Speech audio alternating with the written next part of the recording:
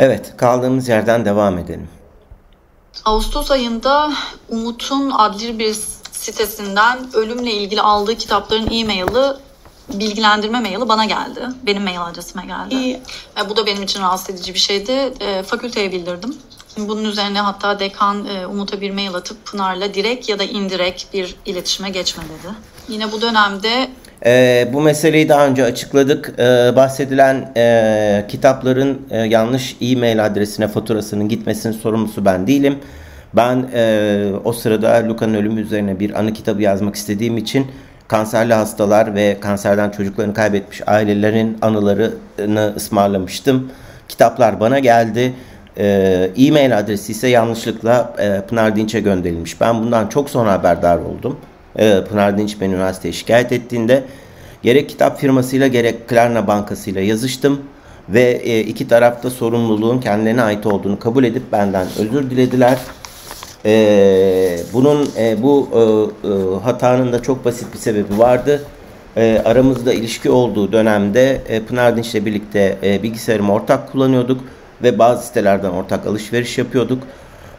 Birçok yerde Google Autofill Options, yani Google'ın kendi otomatik tamamlama boşlukları tamamlama özelliği nedeniyle Pınar Dinç'in Gmail adresi de kayıtlıydı. Burada da muhtemelen buna benzer bir şey olmuş. Ama zaten bu açıklandı. Bundan sonra bana dekanın yazıp beni uyardığı konusu doğru değil. Dekanın 29 Ekim tarihli mailinde iki tarafı birden uyardığı gözüküyor. Ve mailde söylenen şey şu: iki tarafında bu olayı hala geride bırakamadığını görüyorum. Bir an önce artık hayatınıza devam etmenizi, bu olayı geride bırakmanızı talep ediyorum. Çünkü bu aynı zamanda iş yerine de yansıyor diyor. Devam edelim. Dekan hem o dönemki CMS direktörü tarafından hem de dekan tarafından bana Umut'un başlayacağım Marie Curie projesinde çıkacak yayınlarda adının geçmesini istediğini, ona bir teşekkür istediği söylendi. Onlar sana söyledi. Onlar bana söyledi. Avrupa Birliği Komisyonu'ndaki proje sorumlularıyla da konuştum ve üniversiteme bildirdim. Dedim ki beni buna zorlayamazsınız. Zorlayacaksanız ben bu projeyi yapmamayı tercih ederim. Şimdi burayı da açıklayalım. Marie Curie projesinin fikrinin bana ait olduğunu zaten birazdan tekrar göstereceğim ama benim böyle bir talebim olmadı. Ben sadece proje fikrinin bana ait olduğunu herkes tarafından görülecek şekilde tanınmasını, kabul edilmesini istedim. Ben makalelerde zaten parçası olmadığım bir projenin makalelerinde yer alamam. Dolayısıyla böyle bir şey söz konusu değil. Zaten böyle bir talepte bulunmadığım için dekan 29 Ekim 2018'de bana yazdığı bir mailde Peter, projenin danışmanı ve o dönemin direktörü Dalia ile konuştuğunu, benim bu projeye olan entelektüel katkımın farkında olduklarını, bunun herhangi bir şekilde projeye yansıtılması için ellerinden geleni yapacaklarını söyledi. Bunun devamında da sen daha fazla karışma çünkü ortalık karışacak dedi. Ben de zaten karışmamıştım. Devam edelim. Projeyi danışan yeni bir danışman hoca, profesör bulmam gerekiyordu ve bu kolay bir süreç olmadı benim için.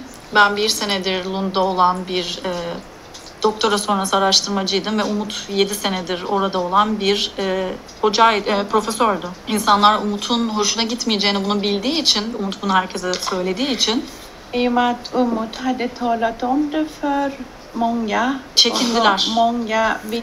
Burasını anlamak çok güç.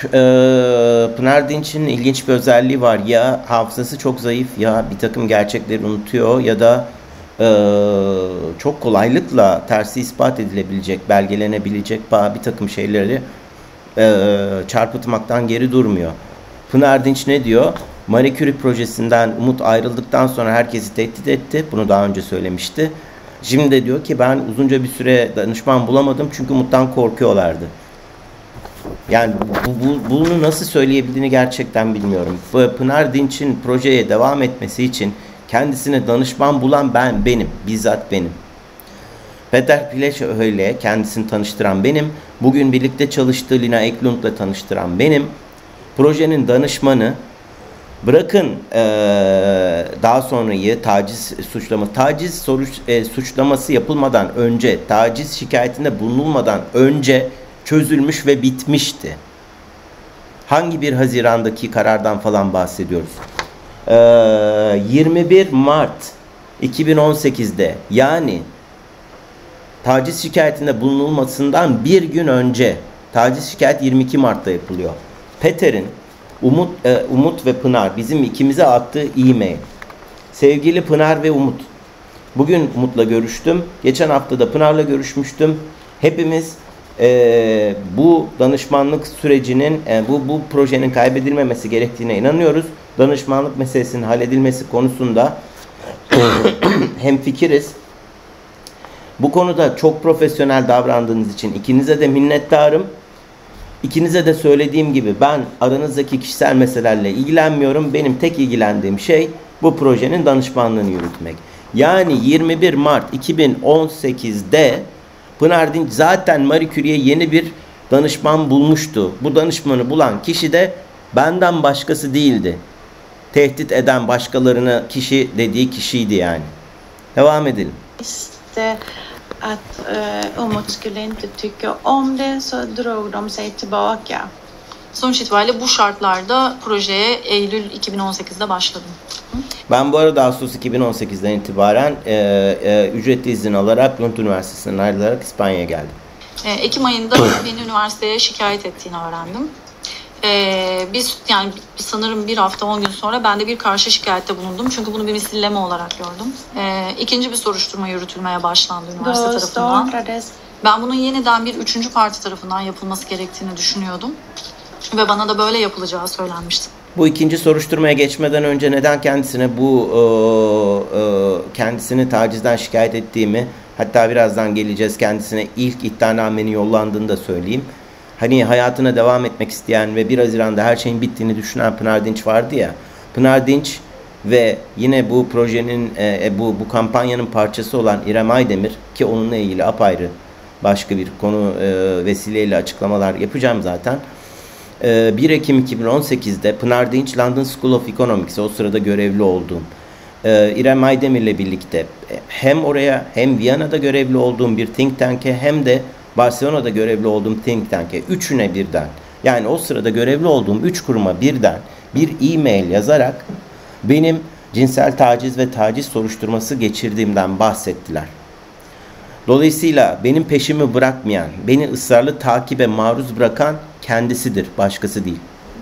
Så har de sagt till mig också. Böyle olmadığını anladığım zaman doğru bir soruşturma yapılıp yapılmadığından emin olduğum için Aralık ayında eşitlik ombudsmanına ben e-mail attım ve üniversitenin bu soruşturmasının soruşturulmasını istedim. Bundan sonra Ocak ayındaydı sanırım. Avukatı tarafından bana ilk mektup geldi. İlk mektubu söylediğim gibi bu sebeple yollamıştık. Bu arada üniversitelere atılan maillerden sonra avukatım ve konudan haberdar olan yakın çevredeki arkadaşlarım Pınar Dinç'in sosyal medyada paylaşımlar yaptığını söylediler ve bana bir takım ekran görüntüleri yollamaya başladılar. Biz zaten birbirimizi bloklamıştık. En son iletişimi kesen bendim. 6 Mart 2018'de kesmiştim. Neredeyse bir sene sonrasından bahsediyoruz şu anda. Benim tahmin edebileceğiniz gibi o sırada çok yoğun psikolojik sorunlarım vardı. Bir yaz süreci içerisindeydim. Kimseyi ya da sosyal medyayı takip edecek durumum yoktu. Bütün bunlardan haberdar olmamı sağlayan şey Viyana'da görevli olduğum kurumun genel sekreterinin bana telefon açarak hakkında böyle bir şikayet var demesi. Ondan sonra da bunu paylaştığım yakın insanlardan Pınar Dinç'in benimle ilgili sürekli Facebook ve Twitter'da ismimi vermeden ama ben olduğumu belli edecek şekilde paylaşımlar yapmasıydı. Bu sebeple kendisine mektup gönderildi. Soruşturma hala yürüyordu o sırada. İkinci soruşturma. Bütün olanlarda olduğu gibi yine fakülteye bildirdim yapabileceğim tek şey olarak. Christopher bana bunu üniversitenin avukatlarıyla konuştuğunu, onlara danıştığını, bunun bir korkutma taktiği olduğunu ve bununla ilgili herhangi bir şey yapmama gerek olmadığını söyledi. Bundan sonra Pınar Dinç 25'inde yaptığı açıklamalarda avukat mektubunun temiz mahkemesi tarafından tehdit olarak, daha doğrusu taciz olarak algılandığını kabul edildiğini söyledi. Bu ikinci mektuba yönelik, bu mektuba yönelik değil. Bu mektup normal bir iddianame mektubuydu. Sanıyorum Umut hala Lund Üniversitesi çalışanı olduğu için üniversitenin herkesin araştırmalarını yazdığı portala Marie Curie'ye adını ekledi. Yani aslında öyle bir şey yaptı ki bu projeyi o yürütücüler arasında kendisi de varmış ve biz beraber çalışıyormuşuz gibi yaptı. Ben tekrar fakülteye bildirdim. Ve bunun üzerine dekan Umut'a bir mail attı ve kütüphane, yani bununla, o portalla ilgilenen kişilere de bir mail attı. Umut'un ismi portaldan üniversite tarafından kaldırıldı. Ben üniversite portalında fikri bana ait olan projeye kendi adımı kendi araştırma portalımda ekledim. Bu bilginin kendisine otomatik olarak gittiğinden haberim yoktu. Zaten dekan yazana kadar da olmadı. Projenin yürütücüsü olarak ismimi girmem mümkün değil. Sadece böyle bir kutu yok. Orada isteyen giren ya da Lund Üniversitesi'ndeki tanıdıklarınıza, malum çok ünlü bir yer artık Lund Üniversitesi, sorabilirsiniz. Projenin danışmanı belli. Ben sadece projenin fikir sahibi olduğum için projenin parçası olarak bu projeyi aldığım ödüller arasına ekledim. Bu otomatik olarak projede görevli olan herkese bir bilgi olarak gidiyormuş. Bundan haberim yok. Bu arada şunu da belirtelim. Evet, dekan gerçekten benim ismimi oradan sildi. Bu son derece profesyonellik dışı bir davranıştır. Ama bunun Pınar Dinç'le bilgisi yok. Bu projeyle ilgili bütün meseleler Lund Üniversitesi ile Avrupa Komisyonu ve benim aramdadır. Bu mesele de devam edecek daha. Yeni başlıyoruz. Då har han skrivit dekan mı yazmıştı dedim, pardon. Evet, dekan yazdı. Üniversitede. Evet, dekan hem üniversitenin yetkili yerlerine ismini kaldırmasını söyledi. Ja, skrivit både mail till Umut. Ve de Umut'a bir mail atıp bunu yapmam çok şaşırtıcı. Ben kaldırıyorum, haberin olsun dedi. Bu Umut'un söylediği gibi üniversitenin bana bildirdiği bir şey değildi. O portala benim projeme adını eklediği zaman o bana indirekt aslında iletişim kurmuş oluyordu tekrar. Tabii, çünkü bilmiyordum nasıl bilgi verildiğini. Dolayısıyla kendi mahkememdeki ifademde üniversite tarafından kendisine bilgi verildiğini söyledim.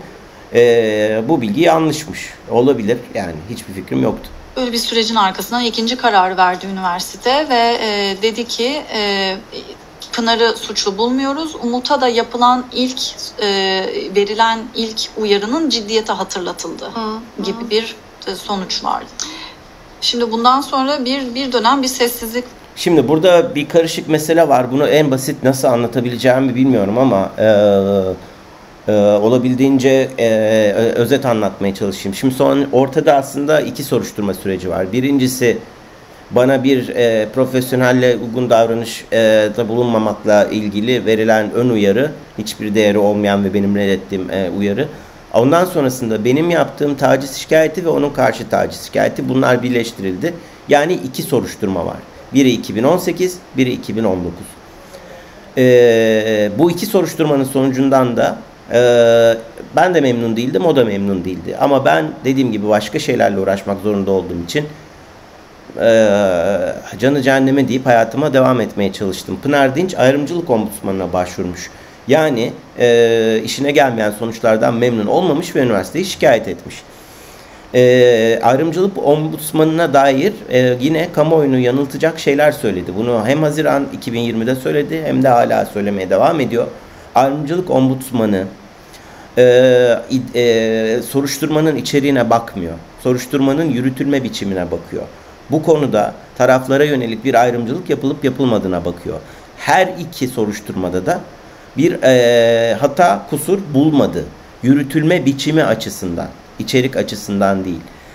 Pınar Dinç eğer illa içerikle ilgilenmek istiyorsa o zaman şunun da cevabını versin kamuoyuna.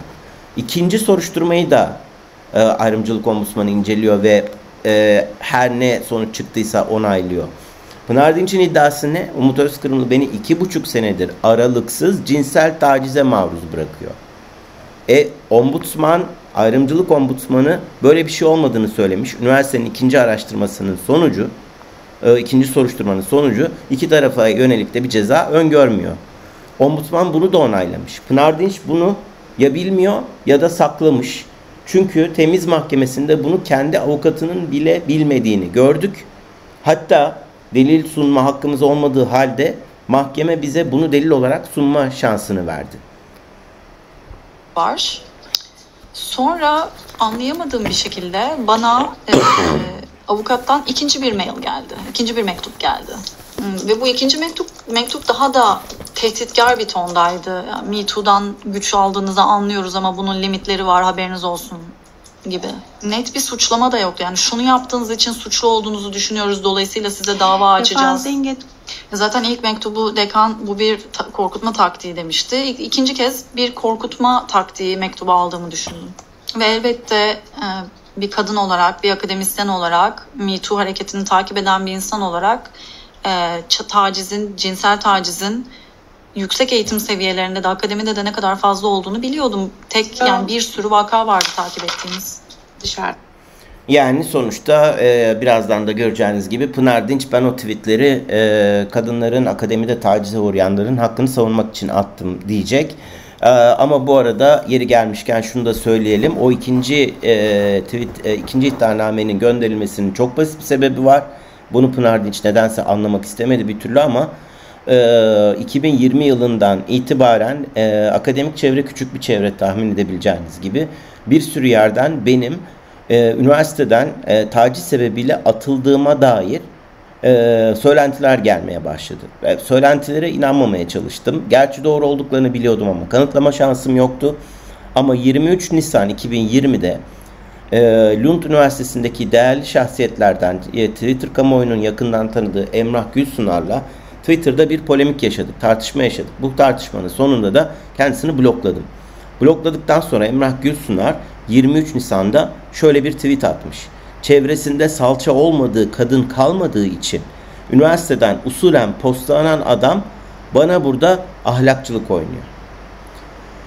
Böylelikle bu söylentinin gerçek olduğuna dair somut bir kanıt elimize geçti ve bu söylentiyi yayabilecek tek kişi olduğunu, Pınar Dinç olduğunu düşündüğümüz için hem Pınar Dinç'e hem de Emrah Gülsunar'a iki ayrı iddianame gönderdik. Gönderilme sebebi budur. Medya.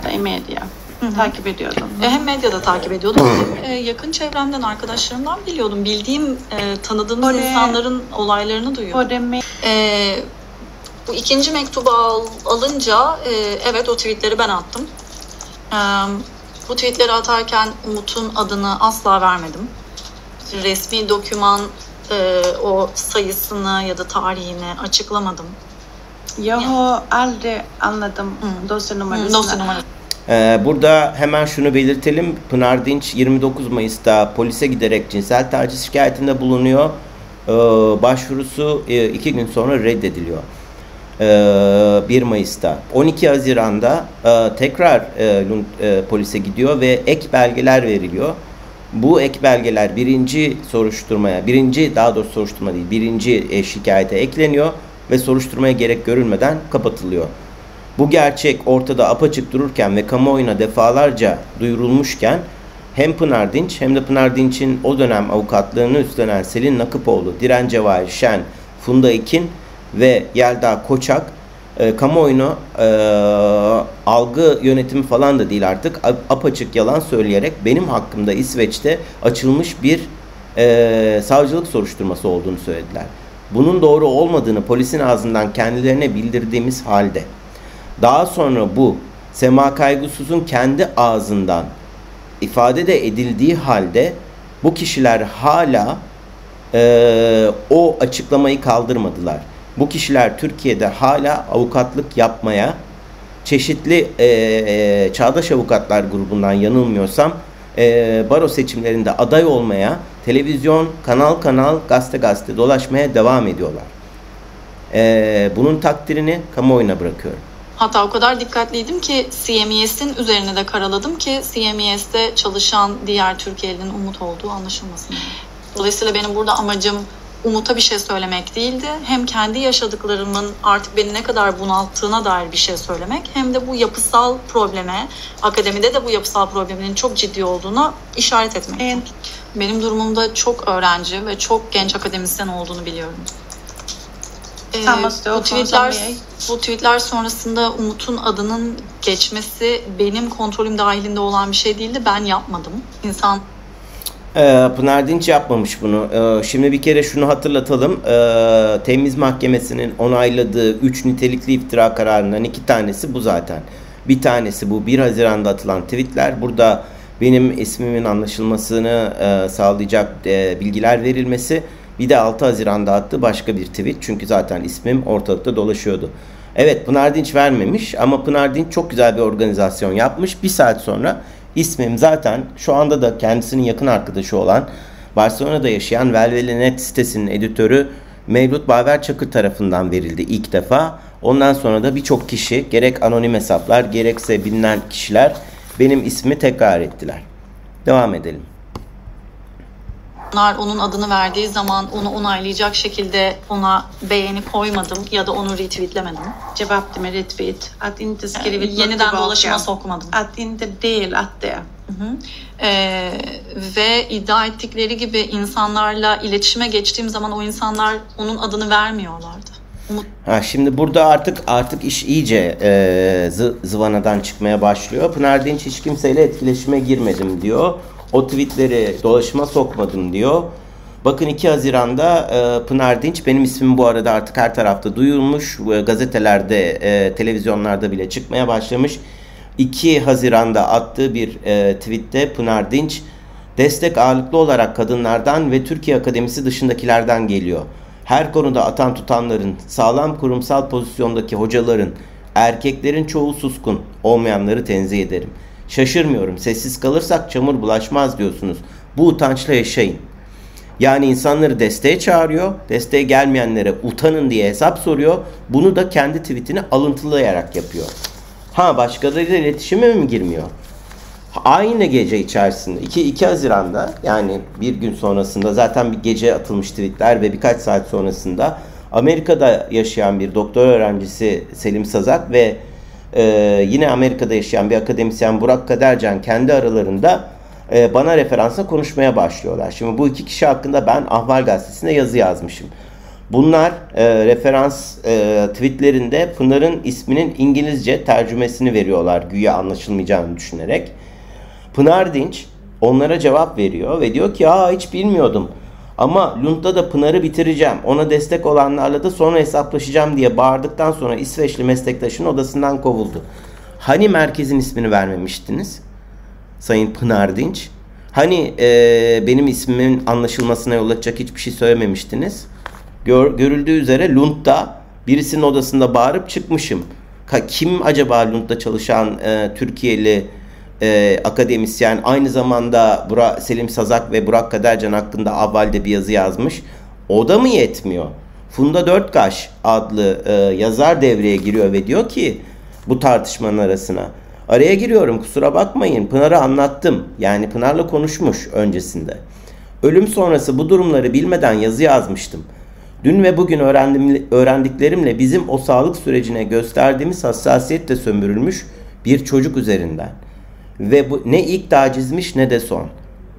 Hangi tacizlerden bahsediyorsunuz Funda Dörtkaş?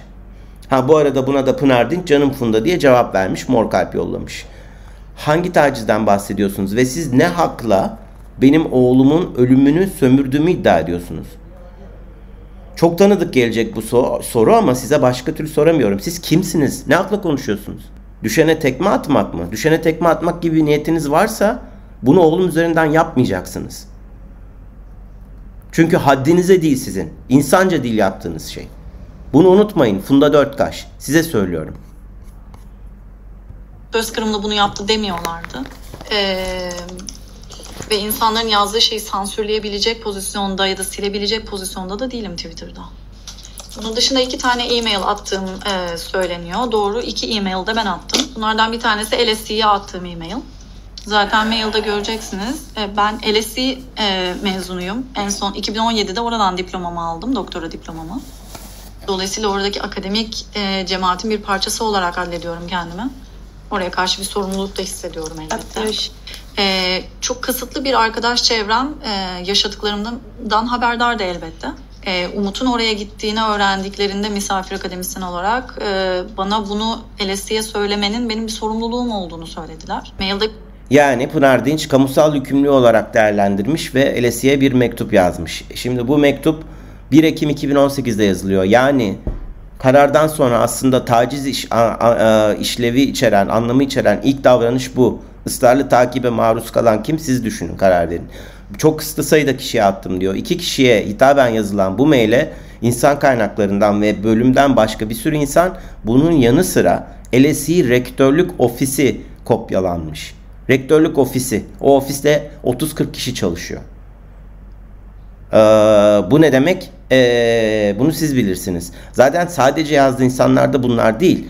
Türkiye'de bir gazeteciye Luka ile ilgili yaptığımız söyleşi yayınlamaması için özel cep telefonundan mesaj attı. Bu da yetmiyormuş gibi birlikte çalıştığım Yunanlı bir meslektaşa, Daphne Halikiopoulou, izni var ve yazılı metni var, görüyorsunuz şu anda ekranda. Ona başka birisi aracılığıyla karar metninin, üniversitenin verdiği karar metninin orijinalini yollatıyor. Bu karar metninin orijinali sadece taraflarda var ve insan kaynaklarında var. İnsan kaynaklarının tanımadık birisine bu kararı olduğu gibi göndermesi mümkün değil. Bu çünkü yasalara aykırı. Dolayısıyla ya ben göndereceğim ya Pınar Dinç gönderecek. Ya da belki de işte diğer taraf olan İrem Aydemir gönderecek. İrem Aydemir bu kişiyi tanımıyor. Tanıyamaz da zaten. Bir akademisyen tarafından karar gönderilmiş. Pınar Dinç resmen sistematik ve organize bir şekilde beni taciz edip akademik kariyerimi bitirmeye hedeflemiş. Bitiremediği için zaten hala da uğraşmaya devam ediyor etrafındaki organize suç çetesiyle birlikte. Görüyorsunuz zaten çok kısıtlı sayıda insana haber veriyorum. Yani bütün LSE'deki herkese, tüm hocalara ya da tüm öğrencilere attığım bir mail söz konusu değil. İçeriğinde de LSE'nin bunu bilmek isteyeceğini düşündüğümü söylüyorum. Karar dokümanını paylaşmıyorum. Kararda yazmayan bir şeyi yazıyormuş gibi konuşmuyorum. Pınar Dinç yine yalan söylüyor. Bu yazışma devam ediyor. Çünkü metne hitaben yazdığı kişiler ona cevap veriyorlar. İnsan kaynakları Pınar Dinç'le ilişki kuruyor. Pınar Dinç kendisine dosya numarasını veriyor. İletişim kurması gereken Lund Üniversitesi'ndeki kişinin ismini veriyor. Ondan dosyayı alamazsanız bana söyleyin, ben yollarım diyerek de bu kişiyle birkaç gün boyunca yazışmaya devam ediyor. Ayrıca şunu da belirtelim. Temiz Mahkemesi'nin tazminat cezasına karar verdiği mektup da bu mektup zaten.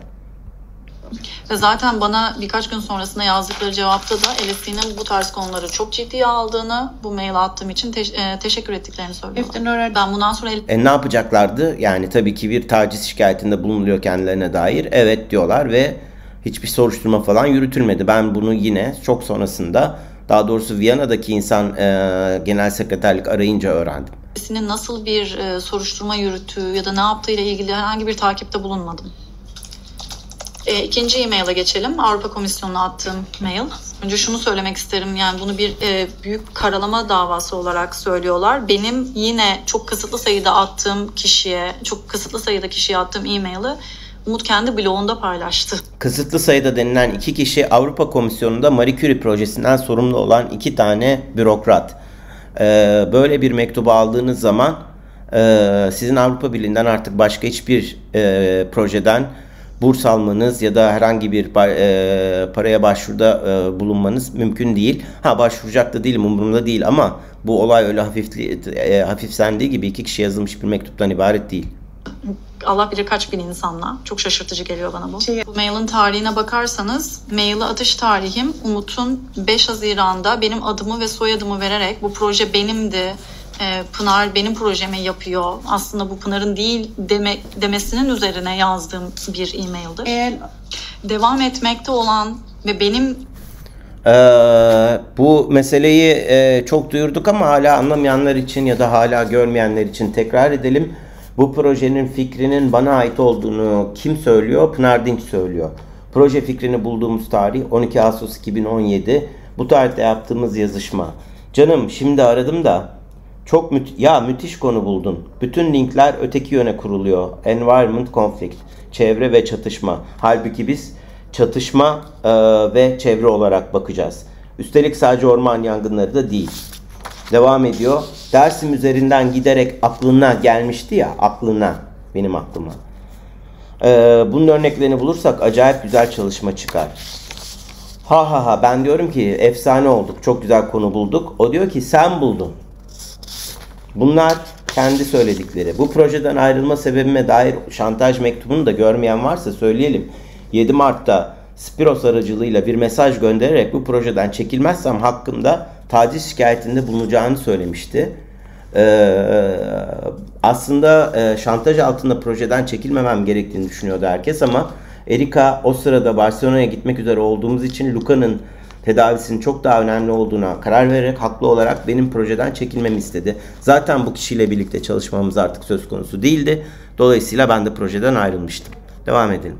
Yürüttüğüm Principal Investigator olarak ana yürütücüsü benim olduğum bir projeyle ilgili ve devam eden bir projeyle ilgili çalıntı iddiasında bulundu kendisi.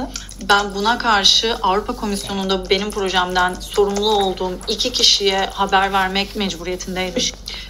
O mailin içinde de Umut'la ilgili söylediğim hiçbir yalan yok. Ama yaşamakta olduğum şeyin ne kadar rahatsız edici olduğunu belirtiyorum orada. Ne yapacağını bilemeyen ve kamusal alanda çalıntı proje yaptığı iddia edilen bir akademisyenin bir e-mailinden bahsediyorum. Sanırım benim söyleyeceklerim bu kadar. Bitirmeden önce söylemek istiyorum. Yani keşke bu kişiyle yollarım hiç kesişmemiş olsaydı. Benim yapmak istediğim şey hayatıma devam etmek. Bu kişiyi ve bende yol açtığı bütün zararı geride bırakarak hayatıma doğru düzgün devam edebilmek. Sebastian'ın sorgulamasına geçmeden önce şunları da açıklayalım. Ne diyor? Ben hayatıma devam etmek istiyordum diyor. Hayatına devam etmek isteyen Pınar Dinç'in iddiaları üzerine malumunuz epey konuşuldu.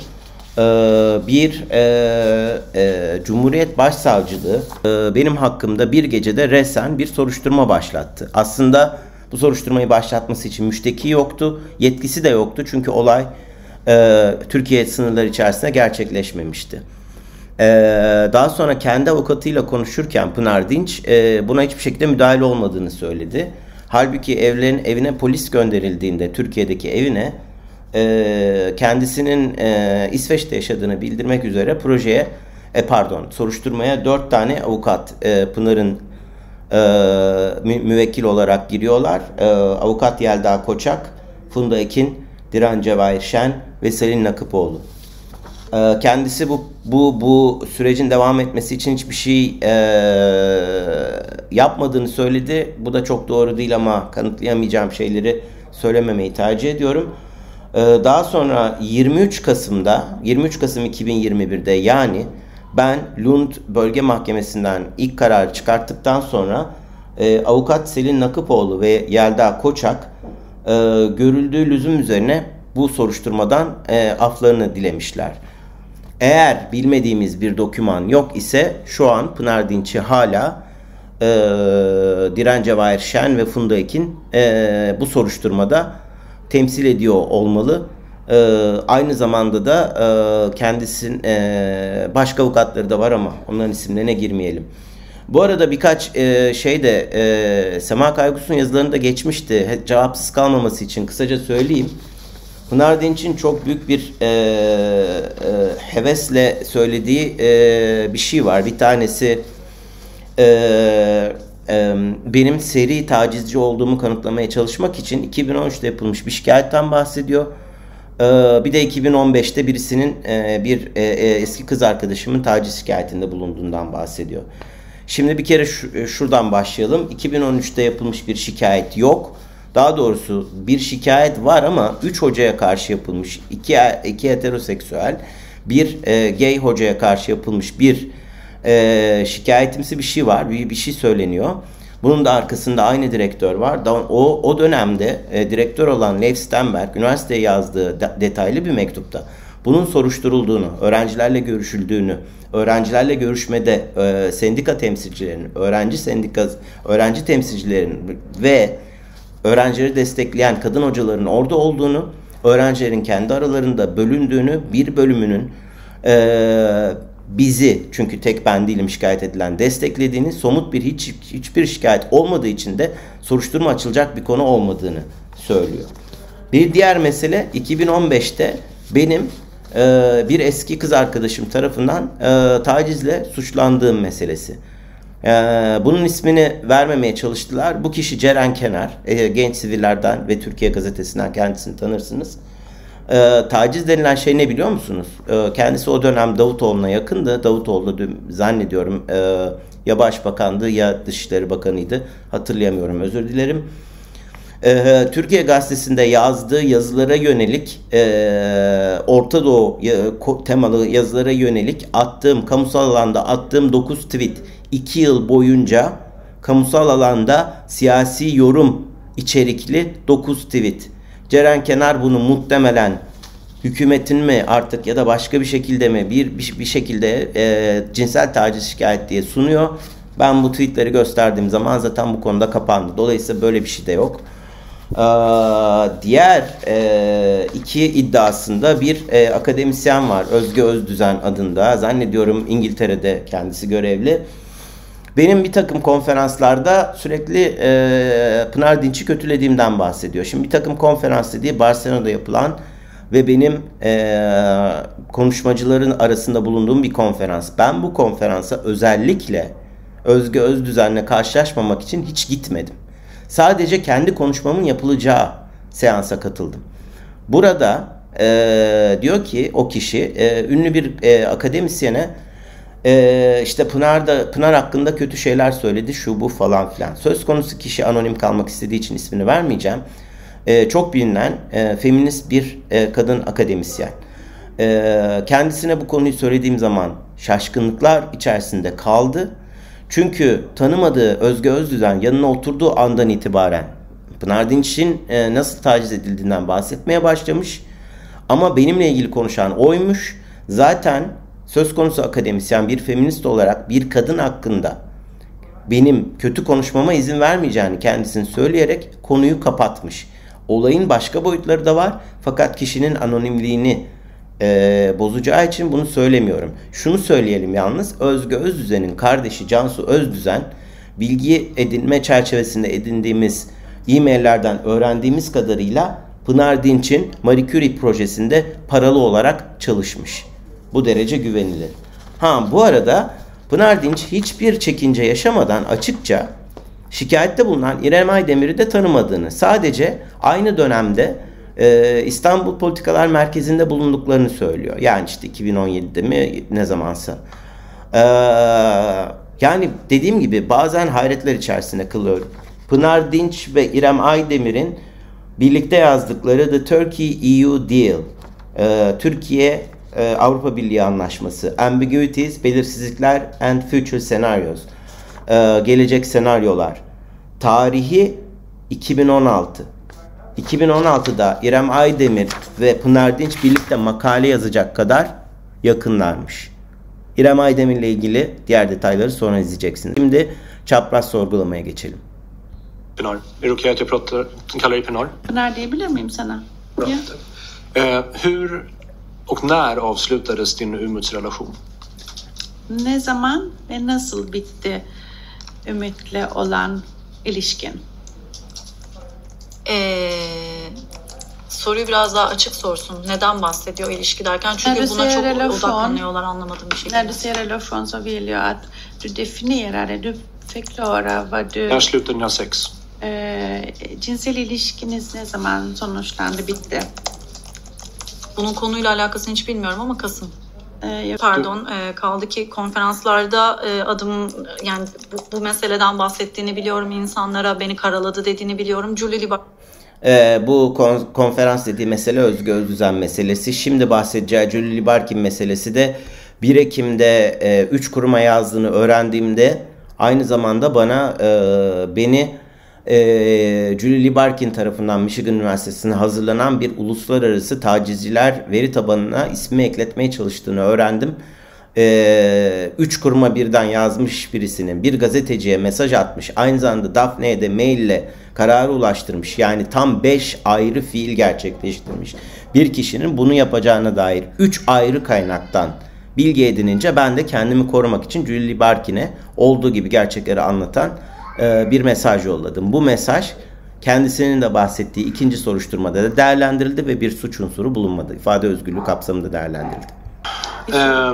Du nämnde också som trakasserier, det var screenshots, en anmälan mot dig. Att Umut anmäler dig ser du som ett form av trakasseri. Men att du anmäler Umut är inte en form av trakasseri. Yani, är det korrekt uppfattat? Ekran görüntüsü almadan bahsediyorsun, bunu taciz olarak görüyorsun. Umut'un seni şikayet etmesi, ihbar etmesini taciz olarak görüyorsun ama sen onu ihbar ettiğin zaman o taciz olarak algılanmıyor. Ben yaşadığım tacizi üniversitenin zaten soruşturması sonucunda verdiği karara istinaden söylüyorum. Sonrasında da benim bir şeyi nasıl algıladığım benim algımla alakalıdır. Du har inte gått in på det. Du har sagt att under november till mars så störde du dig på vad Umut gjorde, men du kunde inte gå in på allt i anledning av det här. Så du har inte alls sagt vad det var för någonting. Du har varit väldigt diffus på den punkten.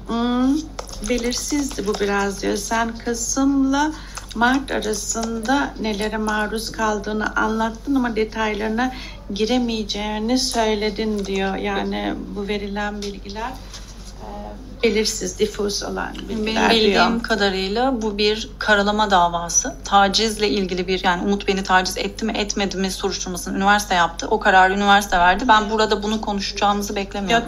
Varför fortsätter du göra inlägg på sociala medier efter det att vi hade skickat brev till dig och varnat om att det kunde utgöra förtal? Neden diyor sosyal medyalarda tekrar yayın yapmaya başladın? Ben sana mektup yazın bu uyardığım zaman, yani bu bir karalama, bir iftiradır diye suçlanabilirsin dediğim zaman niye devam ettin bunları sosyal medyada yazmaya? Yazacaklarını? Sosyal medyada kimsenin adını vermediğim ve yasal olmayan bir şey yapmadığım sürece sanırım karşı tarafın avukatı benim kişisel paylaşımlarımla ilgili söz hakkını sağlar. Vi har som sagt försökt varna dig flera gånger. Ama seni ihtar etmeye çalıştık. Har universitetet kommit fram till att Umut har trakasserat dig sexuellt? Üniversitenin almış olduğu kararda Ümit'in seni sana cinsel tacizde bulunduğu kararı var mı? Hayır, ben de zaten hiçbir yerde böyle bir şey söylemiyorum. Hiçbir yerde söylemiyor mu? Avrupa Birliği'ne yazdığı mektupta cinsel tacize uğradığı için 2,5 sene boyunca projeyi bitiremediğini söylüyor. Bunun dışında başka paylaşımlar da var ama bundan daha herhalde ötesi olamaz. Temiz Mahkemesi mektubun içeriğine bakmadığı için ve değerlendirmediği için bu konuda bir hüküm vermiş değil. Ama Avrupa Birliği, Avrupa Komisyonu'nun 2 üyesine cinsel taciz suçlaması yazılmış durumda. Senast den 14 mars år 2021 så förnekar du att du har haft en relation med Umut. Hur kommer det sig? En son 14 Mart 2021'deydi ve inkar ettin. Umut'la bir ilişkin olduğu konusunu inkar etmiştin. Hı hı. Nasıl oluyor bu? Nasıl oluyor bu? Kommer det sig så eller? Ja. Din advokat hade redan i svaromålet vidgått att du och Umut hade en relation. Senare så fortsatte du på Twitter hävda att ni inte hade en relation. Senin, yani avukatın bile yazmış olduğu davaya cevapta bundan bahsediyor. Sen nasıl Twitter'de bir ilişkiniz olmadığını söylüyorsun? Dil oyunu yapıyorsunuz. Förlåt? Ne? Hayır, dil oyunu yapıyorlar. Benim avukatım yazdığında ilişki var diyor ve bu ilişkinin nasıl olduğunu zaten kendisi açıklayacak dedi. Umut kendi açıklamasında bir romantik ilişkimiz olmadığını söyledi kendisi zaten. Evet. Ve ben de Kim kelime oyunu yapıyor bakalım. Bir kere ben dediğim gibi hiçbir noktada sevgililikten bahsetmedim. Bir örneğini bulabilirse kendisi paylaşır zaten. Ama Pınar Dinç bakın 17 Aralık 2020'de ne yazmış Twitter'da? Olmayan, hiçbir zaman olmamış bir sevgililik uydurmak. Ben böyle bir şey demedim. Hatta olmayan ilişkiyi Kendisi kullanmış ilişki kelimesini.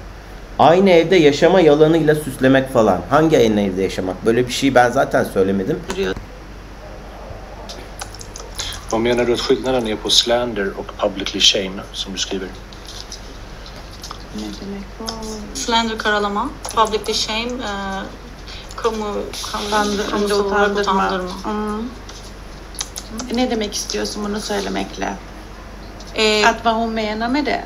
Vad hon gör för distinktion emellan?